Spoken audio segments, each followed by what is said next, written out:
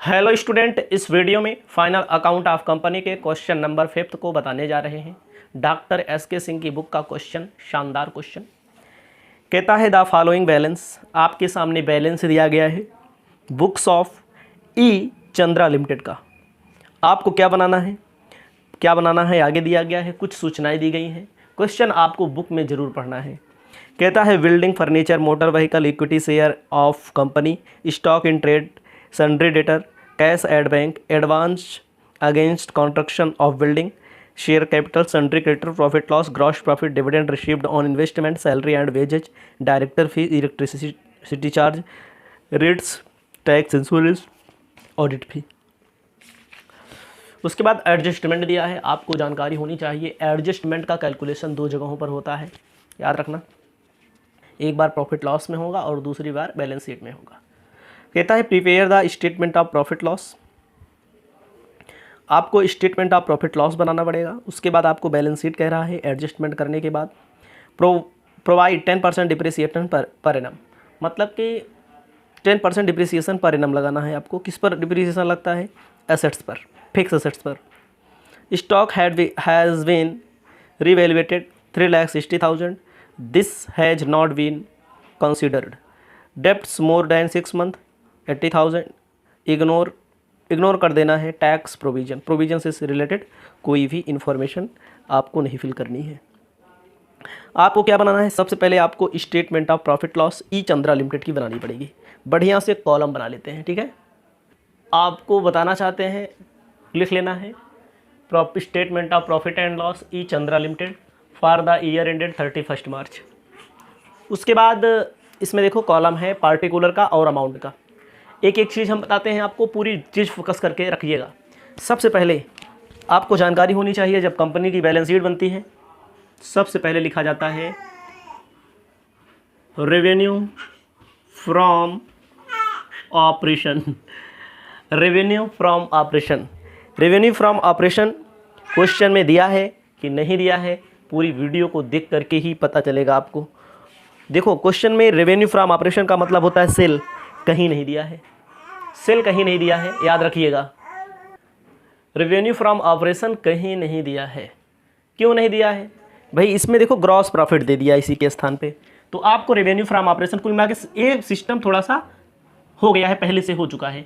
आपको पता होना चाहिए ग्रॉस प्रॉफिट निकाल दिया गया इसमें, तो कुल मिला करके आपका इसमें ग्रॉस प्रॉफिट कितना दिया गया है क्वेश्चन में? देख लीजिए, रेवेन्यू फ्रॉम ऑपरेशन ना दे करके ग्रॉस प्रॉफिट क्वेश्चन में आप जब चेक करेंगे तो 10 लाख रुपए का दिया हुआ है, ठीक है भाई, 10 लाख का दिया है, कोई दिक्कत नहीं हमको। उसके बाद आपको बताना चाहते हैं, क्वेश्चन में आप अगर देखेंगे कि रीवैल्यूएशन लॉस निकालना पड़ेगा इसमें। जैसे संपत्तियों एवं दायित्वों का रिवैल्यूएशन किया जाता है तो उससे लॉस भी होता है, जैसे डिप्रिसिएशन वगैरह होता है तो उससे लॉस होता है। तो आप इसमें देखिएगा कितना आएगा रिवैल्यूएशन फॉर लॉस। कहता है कि स्टॉक हैज़ बीन रिवैल्यूएट 3,60,000। स्टॉक पहले कितने रुपए का था? स्टॉक पहले था हमारा 4 लाख रुपए का। दूसरे नंबर पर लिखना है आपको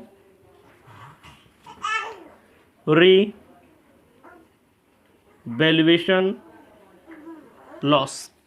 स्टॉक हमारे पास पहले कितने का था? स्टॉक का निकाला जा रहा है। स्टॉक पहले हमारे पास 4 लाख रुपए का था, बाद में कितना कम कर दिया गया? बाद में कितने का हो गया? 3,60,000 का। 40,000 हमारा क्या हुआ? लॉस आया।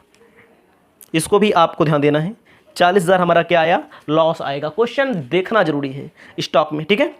तो रिवैल्यूएशन करने से हमारा क्या हुआ? लॉस हो गया। पहले 4 लाख का था, अब 3,60,000 का हो गया। इसका मतलब 40,000 का घाटा, फ़ायदा घट करके हमारा और कम हो जाएगा। अब इसमें लिखा जाता है अदर इनकम। अदर इनकम का मतलब और कहाँ से इन लोगों ने पैसा कमाया है।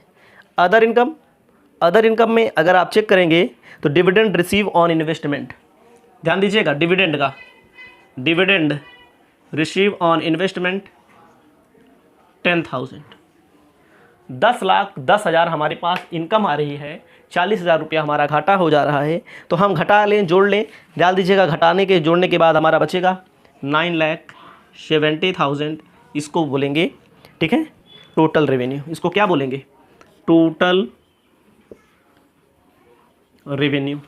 हमारे पास ग्रॉस प्रॉफिट 10,000 रुपये का है, रिवैल्यूएशन लॉस हमारा कितना हो गया, 4,40,000 हो गया, क्योंकि 4 लाख का पहले एसेट्स था, अब 3,60,000 का, अदर इनकम 10,000 की 9,70,000 रुपया हो गया।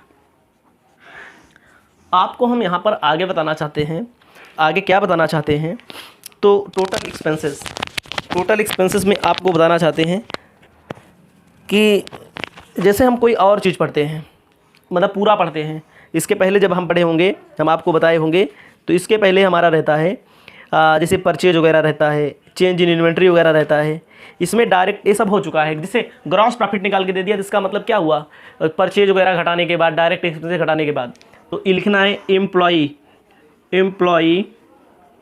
Benefit expenses. मतलब जो एम्प्लॉय बेनिफिट एक्सपेंसेस होता है, एम्प्लॉय बेनिफिट एक्सपेंसेस का मतलब होता है wages and salary. Wages and salary जो अपने कर्मचारियों को दिया जाता है, प्रोविडेंट फंड जो अपने कर्मचारियों को दिया जाता है। किताब में देखिएगा एम्प्लॉय बेनिफिट एक्सपेंसेस, क्वेश्चन में चेक करना है। बेटा हमारा बोल रहा है, रुक जाइएगा, चुप करा देते हैं इसको। ये सैलरी एंड वेजेज क्वेश्चन में देखेंगे तो 2,20,000 रुपये का दिया हुआ है। कितना दिया हुआ है, 2,20,000 रुपये का दिया हुआ है। एम्प्लॉय बेनिफिट एक्सपेंसेस के बाद आपको बताना चाहते हैं, ठीक है, फाइनेंस कॉस्ट नहीं दिया है, फाइनेंस कॉस्ट नहीं दिया है, रुक जाइएगा भाई। फाइनेंस कॉस्ट का मतलब क्या होता है, फाइनेंस कॉस्ट का मतलब होता है जैसे कंपनी शेयर डिवेंचर इशू करती है, डिवेंचर पर ब्याज देना पड़ता है, इसमें कुछ नहीं लिखना है आपको। फाइनेंस कॉस्ट के बाद आपको लिखना है डिप्रिसिएशन। डिप्रिसिएशन के लिए बोला है 10% प्रोवाइड करना है।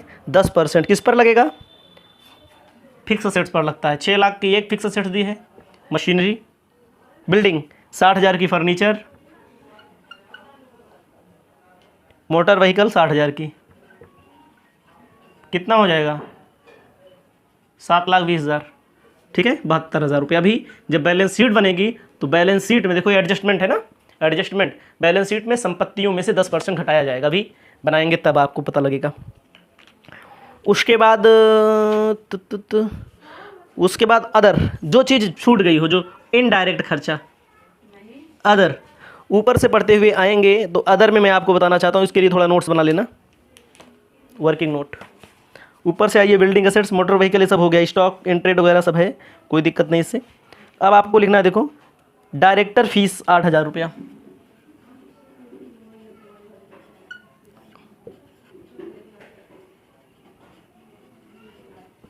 ठीक है। इलेक्ट्रिसिटी चार्ज कहीं लिखा गया, नहीं लिखा गया तो उधर में आएगा।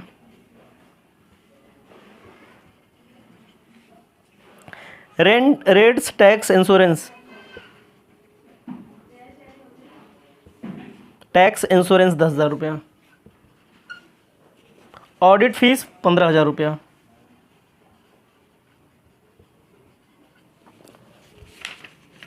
ठीक है। इन सबको जोड़ लेंगे, 25, 10, 45, 45, 10, 55, 55, 5, 60, 8, 68,000 रुपये, नहीं गलत हो गया, 58,000 रुपया, सॉरी 58,000 रुपया आएगा टोटल में, ठीक है। इसको दिखा दीजिएगा। और डिप्रिसिएशन किस पर निकाला गया, इस पर 10%, ठीक है, दिखाना हो दिखा लेना, इसका 10% निकाल के, सॉरी यार 58,000 होगा, 58,000, ठीक है, ठीक है, 58,000। उसके बाद 9,70,000 में 2,20,000 माइनस कर दो, 72,000 माइनस कर दो, 58,000 माइनस कर दो, 6,20,000, इसको बोलेंगे प्रॉफिट, ठीक है। इसके बाद आपको क्या लिखना है, एक बात फिर ध्यान देना है, सेल में से सेल तो दिया नहीं, ग्रॉस प्रॉफिट डायरेक्ट दिया है, ठीक है। रीवैल्यूएशन लॉस आ गया तो फायदे में से लॉस घटाइए। पहले का स्टॉक था 4 लाख का, बाद में 3,60,000, बचा कितने का, 40,000 रुपये का। ये सारी चीज़ें माइनस करिए, ये सब चीज़ें माइनस करिए। इसके लिए गहन अध्ययन की ज़रूरत पड़ती है। अगर आप गहन अध्ययन करेंगे तो आपको और अच्छी तरीके से समझ में आएगा। और अब हम आपको बताने चाहते हैं, अब देखो ऐसा फ़ायदा जो बैलेंस शीट में शो किया जाए, जिसे प्रॉफिट लॉस एप्रोप्रिएशन कहते हैं, ठीक है। तो इसको पहले लिख लेना, उसके बाद आगे चलना।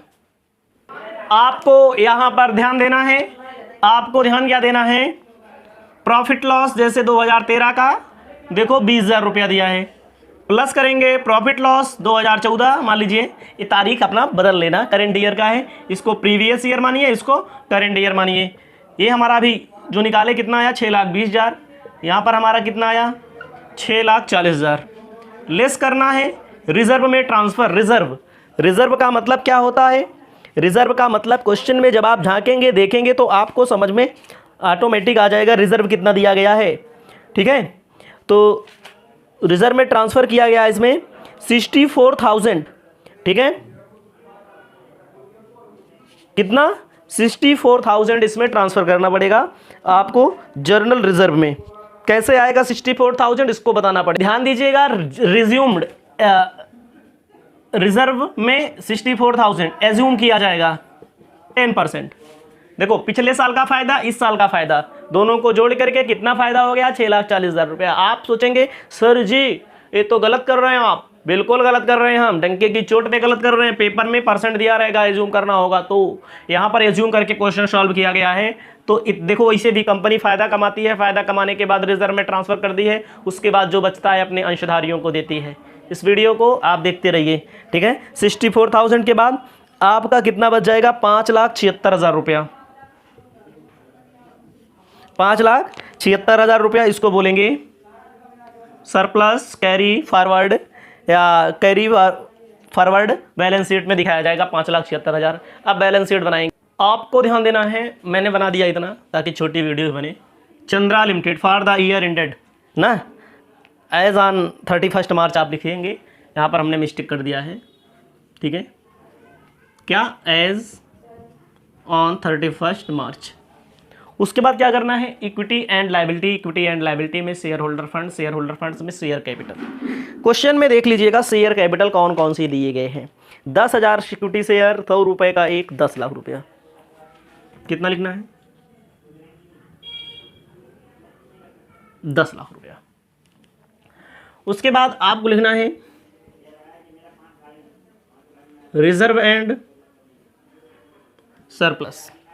रिजर्व एंड सरप्लस में हम आपको स्पष्ट करना चाहते हैं एनी रिजर्व, जैसे हमारा 64,000 रुपया रिजर्व भी आया था, निकाले थे, याद होगा आपको। और कोई रिजर्व शायद दिया है कि नहीं दिया, दिया है, जनरल रिजर्व दिया है।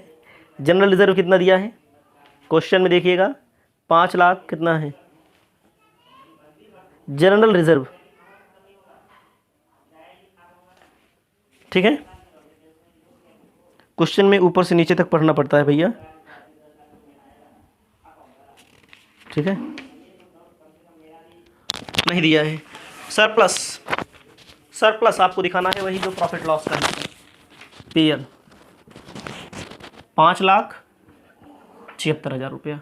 रिजर्व एंड सरप्लस में वही मान लीजिएगा जनरल रिजर्व यही है। ठीक है, उसके बाद आपको क्या दिखाना है, उसके बाद आपको डिवेंचर अगर है तो लॉन्ग टर्म बारोइंग में डिवेंचर दिखा दीजिएगा। क्या दिखा देंगे, डिवेंचर। दिया है कि नहीं दिया है, हमारे हिसाब से नहीं दिया है। अब आपको लिखना है करेंट लायबिलिटीज। करेंट लायबिलिटी में आपको क्या दिखाना है, क्रेडिटर।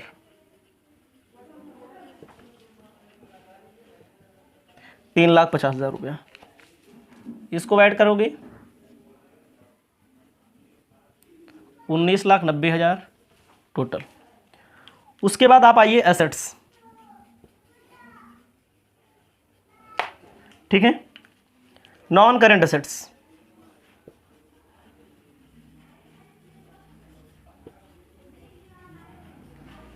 नॉन करेंट एसेट्स में फिक्स एसेट्स। फिक्स एसेट्स में टेंजिबल। अब आपको मैं बता दूं, ये जोड़ जाड़ के लिख दे रहा हूं डायरेक्ट। 6 लाख रुपए का क्या दिया था इसमें हमारा, बिल्डिंग। 6 लाख रुपए का क्या दिया था, बिल्डिंग। 6 लाख का बिल्डिंग दिया है। बिल्डिंग के बाद आप क्वेश्चन में ऊपर ही दिया है सब कुछ। फर्नीचर 60,000 रुपये का। उसके बाद फर्नीचर के बाद मोटर व्हीकल 60,000 रुपये का। 7,20,000। डिप्रिसिएशन 72,000 घटाने के बाद जो है, इस चीज़ को वर्किंग मोड में लिखा जाता है, लेकिन हम यहाँ ही बता दे रहे हैं। देखो इसको ध्यान दीजिएगा, कितना बचेगा हमारा? बचेगा हमारा 6,48,000 रुपया। ठीक है, 6,48,000। इसको हमें फिर मिटाना पड़ेगा, फिर हमें लिखना पड़ेगा। फिक्स असेट्स हो गया। टेंजिबल, इनटेंजिबल का मतलब गुडविल वगैरह अगर कहीं पर मिल जाए तो उसको लिखना पड़ेगा। ठीक है, इनटेंजिबल, इनटेंजिबल दिया नहीं है। इन्वेस्टमेंट अगर कहीं पर दिया है तो इन्वेस्टमेंट आपको लिखना पड़ेगा, इन्वेस्टमेंट। ठीक है, पहले इसको मिटा देते हैं, इसके नीचे लिखना है इनटेंजिबल, आपको लिखना है इनटेंजिबल एसेट्स। जैसे गुडविल हो गया, गुडविल दिया होता है, दिया ही नहीं है। ठीक है, उसके बाद आपको लिखना है नॉन करेंट इन्वेस्टमेंट। भाई कहीं पर पैसा लगाए होंगे, नॉन करेंट इन्वेस्टमेंट जिसको बोला जाएगा। तो अगर आप पढ़ेंगे equity share of company, question में बोला है 4 लाख, इसका मतलब क्या है? इक्विटी शेयर लिए हैं, शेयर ऑफ कंपनी 4 लाख का। समझ रहे हैं? किसी अदर कंपनी में शेयर लेंगे तो क्या कहलाएगा? इन्वेस्टमेंट कहलाएगा। उसके बाद आपको लिखना है करंट एसेट्स। करंट एसेट्स में stock in trade, stock in trade 3,60,000 रुपये का। स्टॉक इन ट्रेड के बाद डेटर लिखना है। देखो 4 लाख का था, 40,000 कम हो गया, रिवैल्यूएट वाला लिखना है। ठीक है, डेटर 2,80,000 रुपये का लिखना है। ठीक है, क्वेश्चन में देखो कितने रुपए का दिया हुआ है डेटर। ऊपर से पढ़ते हुए आओगे तो सन्ड्री डेटर दिया हुआ है 2,80,000 रुपये का। ठीक है, उसके बाद कैश, कैश कितने रुपए का दिया है? 1,72,000 रुपये का।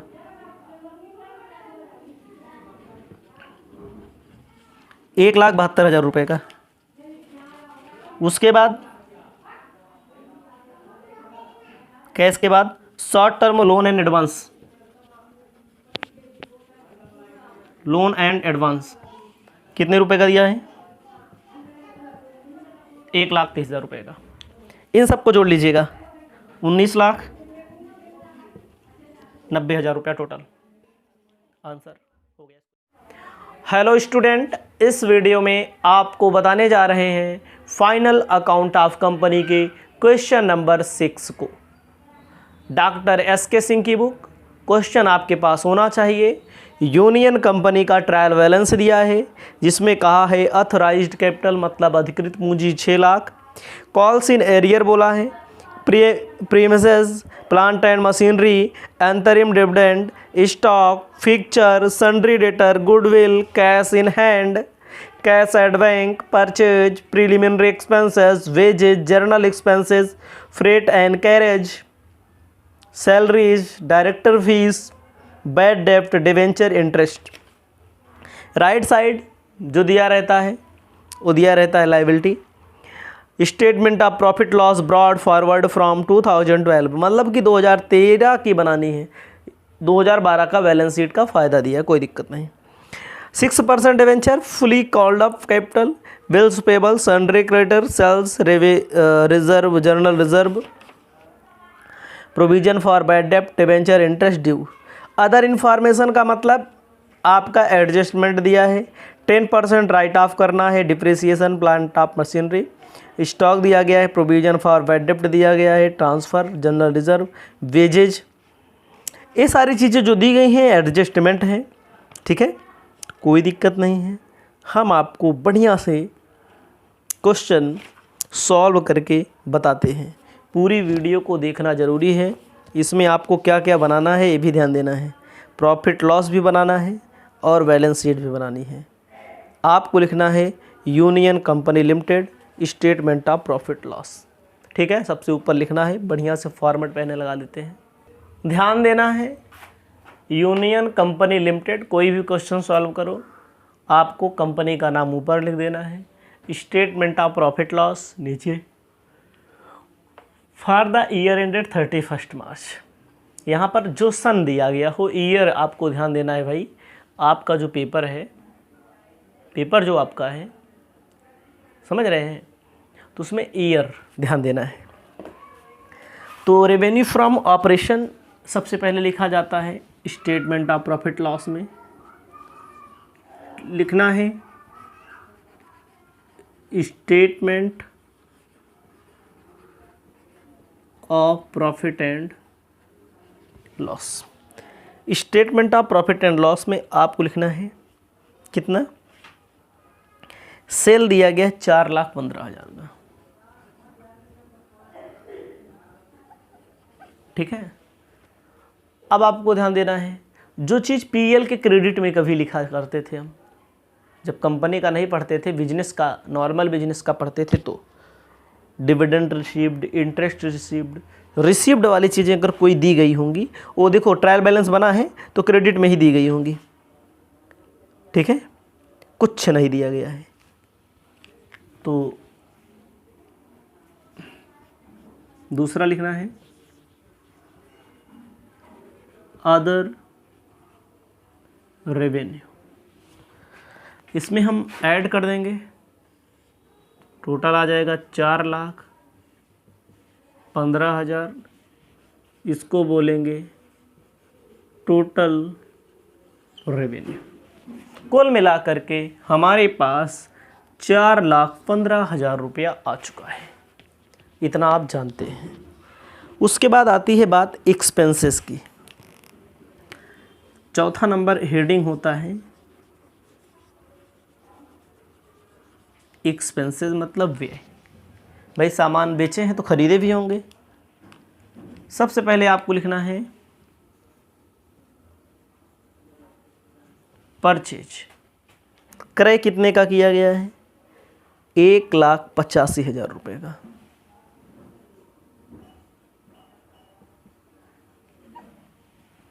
परचेज के बाद आपको ध्यान देना है, लिखना है चेंज इन इन्वेंट्री। समझ रहे हैं, चेंज इन इन्वेंट्री का मतलब आप याद रखिएगा,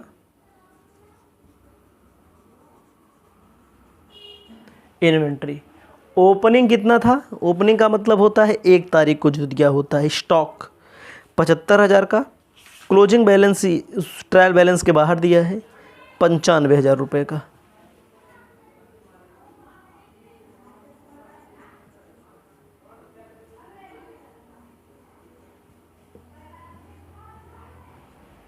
₹20,000 होगा, ठीक है। कितना होगा, 20,000 रुपया माइनस का, माइनस में आएगा ना 75, ओपनिंग में से क्लोजिंग घटा देना है, ठीक है। माइनस का है तो ब्रैकेट में लिख देना है, याद रखना। ये चीज़ पीएल क्रेडिट में लिखते थे। उसके बाद आता है एम्प्लॉय बेनिफिट एक्सपेंसेस, ध्यान दीजिएगा, एम्प्लॉय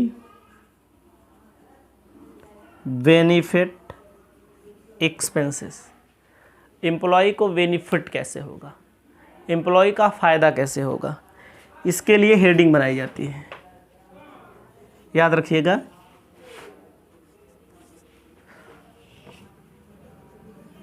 सैलरी, वेजेस, सैलरी दिया गया 14,500 रुपये का, और वेजेज पहले सैलरी लिख देते हैं 14,500 का, जो एम्प्लॉय को दिया जाता है, ठीक है। सैलरी 14,500 का, वेजेज 64,865 रुपये का, 64,000 की 84,000,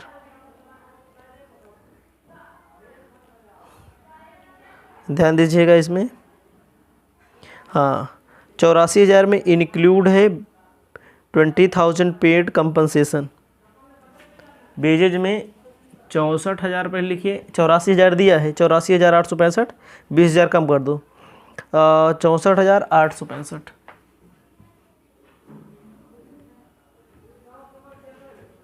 वही हुआ। उसके बाद इसी में कंपनसेशन वही ऐड है 20,000, जोड़ लीजिए 99,365। कितना आ जाएगा? 99,365। याद रखना कहाँ से आया? सैलरी वेजेज में 84 है, 20 किस चीज़ का शामिल है? कंपनसेशन का। तो मजदूर को ही दिया जा रहा है, तो अलग करके दिखा देंगे यहाँ पर आपको जोड़ के दिखाना ही है। एम्प्लॉय बेनिफिट एक्सपेंसेस के बाद होता है फाइनेंस कॉस्ट। क्या होता है? Finance cost. इसमें क्या आता है? जैसे फाइनेंस कॉस्ट का मतलब होता है कोई कंपनी लोन लेती है, उस पर ब्याज देती है, फाइनेंस के लिए खर्चा जो हो जाता है उसको बोलते हैं फाइनेंस कॉस्ट। फाइनेंस कॉस्ट कितना दिया गया है? डिवेंचर 6% डिवेंचर 3 लाख का दिया है ना। 6% डिवेंचर 3 लाख का दिया है। और इसके संबंध में एडजस्टमेंट में देख लो कुछ कहा है कि नहीं कहा है? नहीं कहा है। इंटरेस्ट ड्यू 9,000 रुपया।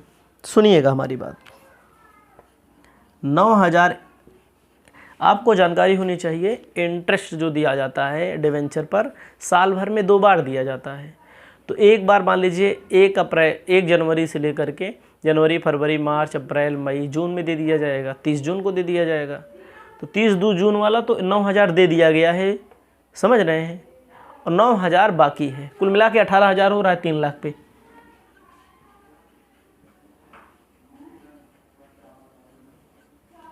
ठीक है। उसके बाद आपको लिखना है डिप्रिसिएशन। ठीक है। डिप्रिसिएशन क्या करना है? डिप्रिसिएशन एसेट्स पर लगाया जाता है। जब आप किताब में देखेंगे तो डिप्रिसिएशन का जो मामला है किस पर लगेगा? क्या % बोल रहा है डिप्रिसिएशन? 10% प्लांट एंड मशीनरी पर। प्लांट एंड मशीनरी कितने की दी गई है देख लो। तो ऊपर से तीसरे नंबर पे 3,30,000 का 10% 33,000 रुपया। कितना? 33,000 रुपया प्लांट एंड मशीनरी का। समझ रहे हैं? 3,30,000 का 10%, 33,000 इतना हो गया। ये सारी चीज़ें हो चुकी हैं हमारे पास। उसके बाद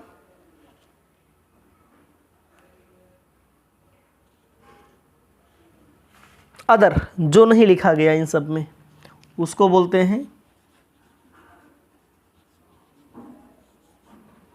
अदर एक्सपेंसेस। अदर में मतलब जो यहाँ तक नहीं लिखा गया इन हेडिंगों में उसको लिखते हैं अदर एक्सपेंसेस। अदर एक्सपेंसेस में आपको लिखना है फ्रेट एंड कैरेज। देखते चलिएगा, फ्रेट एंड कैरेज।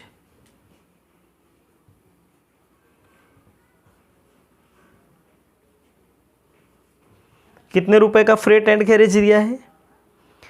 13,115 रुपए का। जर्नल एक्सपेंसेस 16,835 रुपए का। उसके बाद देखो भैया बोला है प्रोविजन फॉर बैड डेब्ट डेटर पर 5%। डेटर कितने रुपए का दिया है? देनदार डेटर सन्ड्री डेटर 87,000 का 5%। पीवीडी 5% किस पर? देनदार का 87,000 का 10%, 87,000 का 5%। ठीक है। तो इसमें लेकिन आपको याद रखना एक चीज़, बैड डेप्ट देखो कहीं दिया है क्या? पहले बैड डेप्ट लिखो 2110, 2110 पहले बैड डेप्ट लिखा जाएगा। इस पे याद रखें बैड डेप्ट्स 2110। बैड डेप्ट में न्यू बैड डेप्ट ऐड करते हैं। न्यू का मतलब 87,000 का 5%। 87,000 का 5% आएगा हमारा 4350। जोड़ लेंगे 6460 माइनस करेंगे ओल्ड। ओल्ड का मतलब क्या होता है, 3500 दिया है, क्रेडिट में दिया रहता है चीज़ 3500। देखो ट्रायल बैलेंस के क्रेडिट में लिखा है प्रोविजन फॉर बैड डेप्ट, ये होल्ड होता है। पहले से हमारा 2110 डूबा था, 5% प्रोविजन करना है, 5% और डूब जाएगा, 6480 में 3500 रुपये आपको माइनस कर देना है। ठीक है, 2960 रुपया।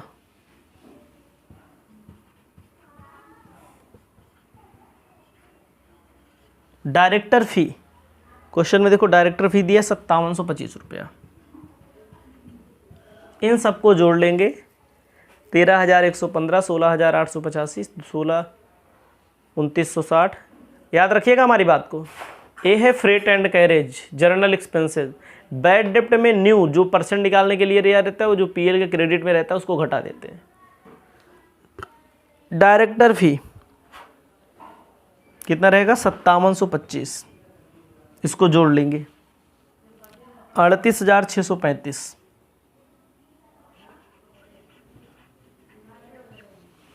ठीक है,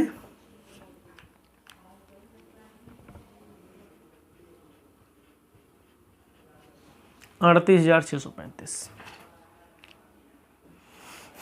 अब क्या करेंगे आप, ए अलग है, ए अलग है, इसको जोड़ा 4,15,000 आया इनकम। खर्चा जोड़िए, इनको ऐड करेंगे, इनको ऐड करेंगे, इनको ऐड करेंगे, इनको ऐड करेंगे, इन सबको ऐड करके 20,000 घटा देंगे। घटाने के बाद क्या आएगा,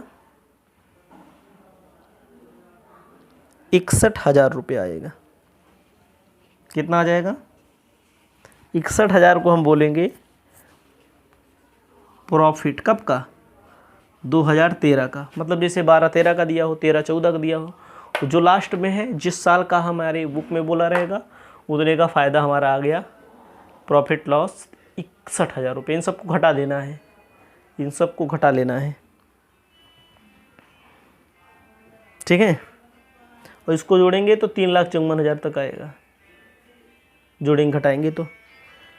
अब आपको क्या करना है, पीएल एप्रोप्रिएशन बनाना है थोड़ा से। आप इसको बोल सकते हैं profit and loss appropriation account. सबसे पहले आप इसमें लिखिए प्रॉफिट लॉस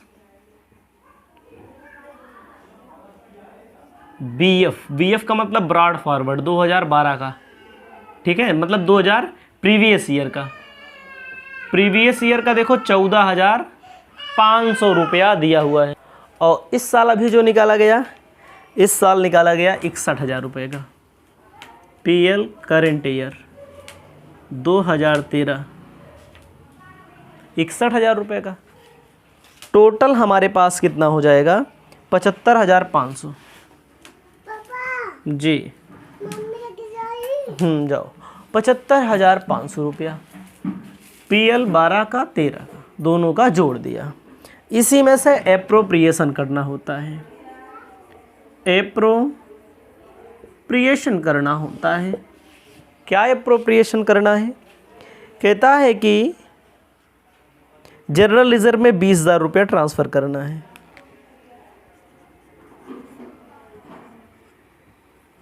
ठीक, कर देंगे, माइनस करेंगे, ये सब माइनस होगा। ब्रैकेट में लिखने का मतलब माइनस होगा। अब आपकी बात होगी डिविडेंड में कुछ बोला है, देखो अंतरिम डिविडेंड अगर बोला होगा, अंतरिम डिविडेंड 37,500।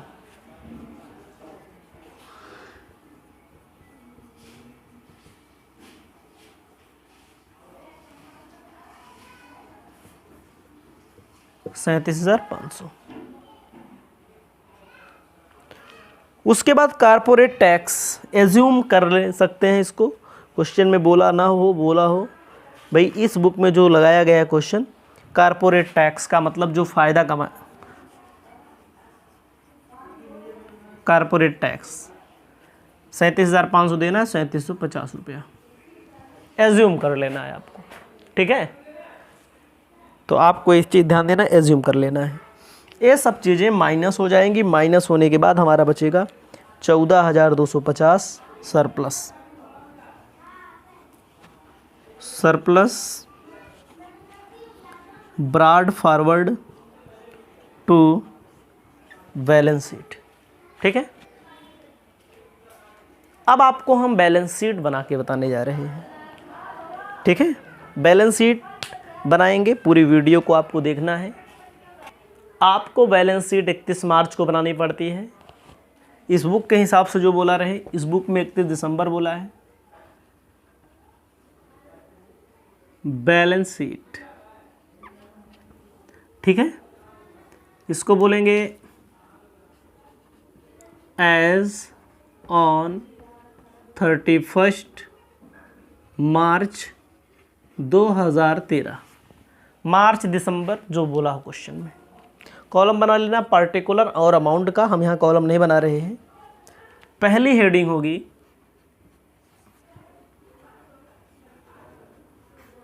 इक्विटी एंड लायबिलिटीज की, हिंदी में बोलते हैं क्षमता एवं दायित्व। इसमें शेयर होल्डर फंड्स, इसमें पहली हेडिंग जो होती है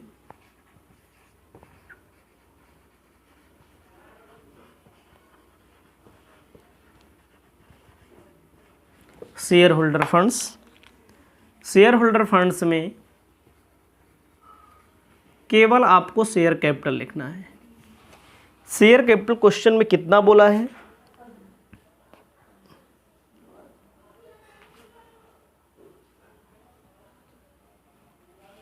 ठीक है,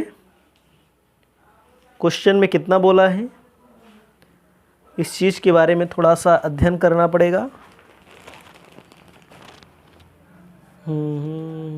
क्रेडिट में होना चाहिए। Fully paid up capital 4 lakh बोला है। अगर कहीं पर कैरिकाल सीनियर है तो उसको माइनस कर देते हैं। देखो, एक होता है अथराइज्ड, अथराइज्ड बोला है 6 लाख, उसको वर्किंग नोट में दिखाते हैं। अथराइज का मतलब जिससे कंपनी का रजिस्ट्रेशन होता है, उसको हम बैलेंस शीट में पूरा नहीं शो करते, वर्किंग नोट में दिखाते हैं। पेडअप का मतलब होता है जो मिला हो, 4 लाख मिला है बोल रहा है पेडअप, लेकिन क्वेश्चन में ही देखो शुरू में 7500 कॉल सीनियर बोल दे रहा है। ठीक है, 4 लाख में 7500 कॉल सीनियर माइनस कर देंगे, कितना आएगा 3,92,500।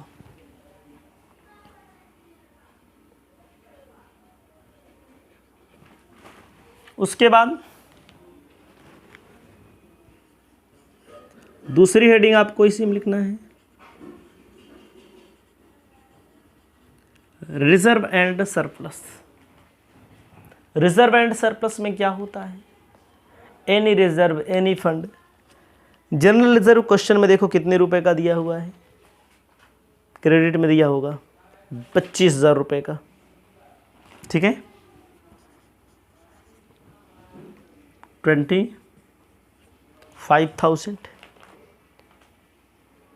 ड्यूरिंग ईयर में कितना दिया हुआ है, जो ट्रांसफ़र किया गया अभी पीएल से माइनस करके ना,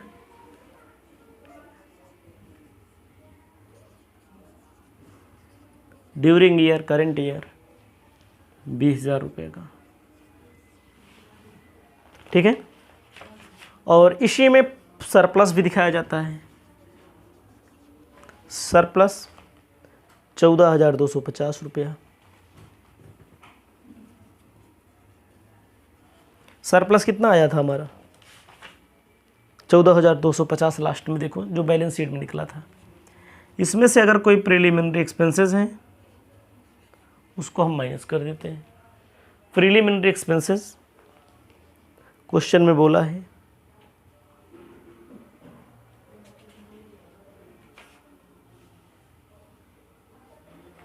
क्वेश्चन में देखना पड़ेगा और क्या।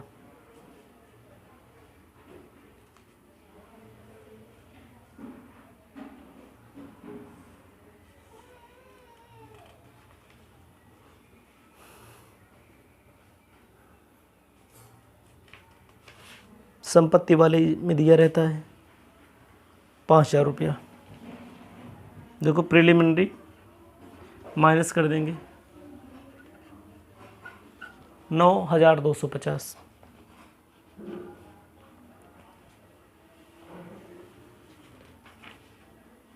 आ जाएगा 54,250 टोटल का।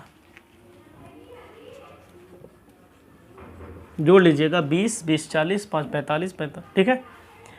करंट ईयर का प्रीवियस ईयर का लिख उठा सरप्लस इतना है, 5,000 प्रीलिमिनरी माइनस कर लेंगे। अब क्या बात आते हैं,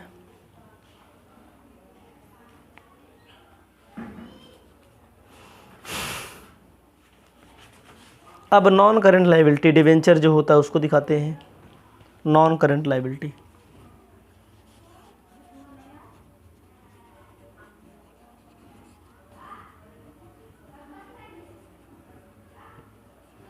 नॉन करंट लायबिलिटी में डिवेंचर 6% है 3 लाख का,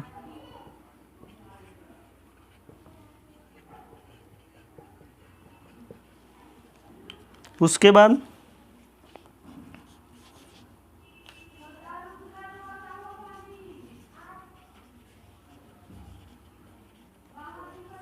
करंट लायबिलिटी, करंट लायबिलिटी में ट्रेड पेबल दिया हुआ है, देखो क्वेश्चन में क्रेडिट में दिया है बिल्स पेबल 38,000 रुपये का, ठीक है। इसको ट्रेल्स पेबल कहते हैं, 38,000 रुपये का, ठीक है। उसके बाद क्रेडिटर देखो कितने का दिया है क्वेश्चन में, 50,000 रुपये का,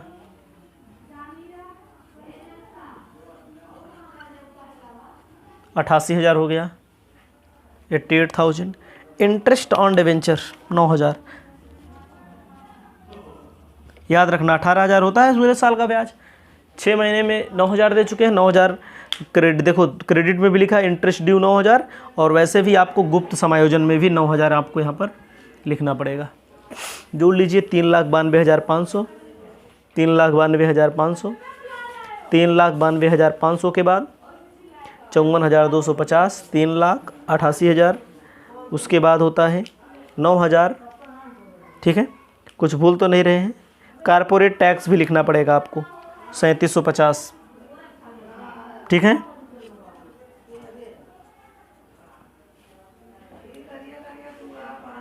$3,750, इसको अपने कॉपी में लिख लीजिए। ये लायबिलिटी है, जोड़ेंगे तो 8,47,500। एसेट्स थोड़ा सा और है, उसको बता देते हैं, क्वेश्चन समाप्त हो जाएगा। आपको आना है एसेट्स पर, बैलेंस शीट में एसेट साइड, ठीक है। एसेट्स में आपको लिखना है एसेट्स में non current assets, non current assets में आपको लिखना है टेंजिबल एसेट्स, टेंजिबल एसेट्स में आपको लिखना है fixed assets, sorry non current assets, non current assets में टेंजिबल, टेंजिबल का मतलब होता है फिक्स एसेट्स। फिक्स एसेट्स देखो भैया ऐसे डायरेक्ट हम बता दे रहे हैं आपको, ज़्यादा झंझट लेने की ज़रूरत नहीं है। प्रीमिसेस 3 लाख का है,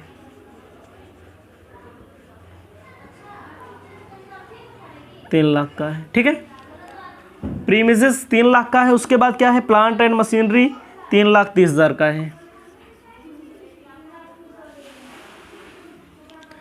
3,30,000 में आपको डिप्रिसिएशन घटा देना है। डिप्रिसिएशन जब घटा देंगे 2,97,000 रुपया, ठीक है। फिक्चर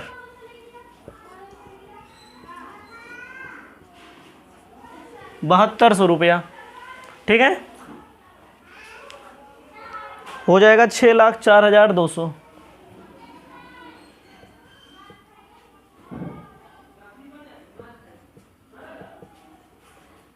$4,200। उसके बाद क्या करना है, 6,04,200 में एक चीज़ हो गया हमारा। देखो कहीं पर इन्वेस्टमेंट दिया है, हमारे ख्याल से इन्वेस्टमेंट वगैरह नहीं दिया, लेकिन गुडविल दिया है इनटेंजिबल। इनटेंजिबल में क्या होता है? गुडविल। गुडविल दिया है 25,000 रुपये का। करेंट असेट्स, करेंट असेट्स में स्टॉक लिख देना है, क्लोजिंग स्टॉक लिखा जाता है 95,000 का। ओपनिंग नहीं लिखा जाता, याद रखना, क्लोजिंग लिखा जाता है 95,000 रुपये का। ट्रेड रिसीवेबल, ट्रेड रिसीवेबल का मतलब होता है डेटर। डेटर कितने का है क्वेश्चन में? देखो 85,000 रुपये का, 87,000 रुपये का। 4350 घटा दो, 87,000 में 4350 आपको घटा देना है। क्या बचेगा? 82,650। उसके बाद कैश दिखा देना है, उत्तर खत्म। कैश दिखा देना है। कैश में देखो, कैश इन हैंड दिया है 750, और बैंक वाला जो दिया है 39,900, 40,650। इसको ऐड कर लेंगे, आपका आंसर आ जाएगा। ठीक है, इसके बाद अगला क्वेश्चन।